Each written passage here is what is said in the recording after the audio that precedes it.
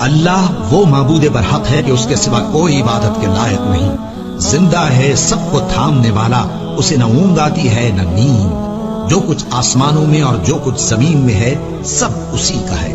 کون ہے کہ اس کی اجازت کے بغیر اس سے کسی کی سفارش کر سکے؟ جو کچھ لوگوں کے روبرو ہو رہا ہے اور جو کچھ ان کے پیچھے ہو چکا ہے اسے سب معلوم ہے، اور لوگ اس کی معلومات میں سے کسی چیز پر دسترس حاصل نہیں کر سکتے۔ ہاں، جس قدر وہ چاہتا ہے اسی قدر معلوم کرا دیتا ہے۔ اس کی بادشاہی اور علم آسمان اور زمین سب پر حاوی ہے، اور اسے ان کی حفاظت کچھ بھی دشوار نہیں۔ وہ بڑا عالی رتبہ ہے، جلیل القدر ہے، اور وہی تو ہے جس نے آسمان اور زمین کو تدبیر سے پیدا کیا ہے، اور جس دن وہ فرمائے گا کہ ہو جا تو حشر برپا ہو جائے گا، اس کا ارشاد برحق ہے، اور جس دن سور پھونکا جائے گا اس دن اسی کی بادشاہت ہوگی۔ وہی پوشیدہ اور ظاہر سب کا جاننے والا ہے، اور وہی دانا ہے، خبردار ہے۔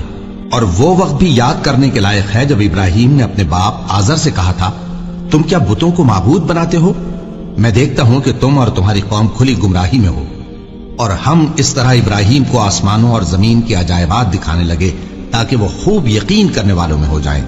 یعنی جب رات نے ان کو پردہ تاریکی سے ڈھانپ لیا تو آسمان میں ایک ستارہ نظر پڑا، کہنے لگے یہ میرا پروردگار ہے۔ جب وہ غائب ہو گیا تو کہنے لگے کہ مجھے غائب ہو جانے والے تو پسند نہیں۔ پھر جب چاند کو دیکھا کہ چمک رہا ہے تو کہنے لگے یہ میرا پروردگار ہے۔ لیکن جب وہ بھی چھپ گیا تو بول اٹھے کہ اگر میرا پروردگار مجھے سیدھا رستہ نہیں دکھائے گا تو میں ان لوگوں میں ہو جاؤں گا جو بھٹک رہے ہیں۔ پھر جب سورج کو دیکھا کہ جگمگا رہا ہے تو کہنے لگے میرا پروردگار یہ ہے، یہ سب سے بڑا ہے۔ مگر جب وہ بھی غروب ہو گیا تو کہنے لگے لوگو، جن چیزوں کو تم اللہ کا شریک بناتے ہو میں ان سے بیزار ہوں۔ میں نے سب سے یکسو ہو کر اپنے آپ کو اسی ذات کی طرف متوجہ کیا جس نے آسمانوں اور زمین کو پیدا کیا ہے، اور میں مشرکوں میں سے نہیں ہوں۔ اور ان کی قوم ان سے بحث کرنے لگی تو انہوں نے کہا کہ تم مجھ سے اللہ کے بارے میں کیا بحث کرتے ہو؟ اس نے تو مجھے سیدھا رستہ دکھا دیا ہے، اور جن چیزوں کو تم اس کا شریک بناتے ہو میں ان سے نہیں ڈرتا۔ ہاں، جو میرا پروردگار کچھ چاہے۔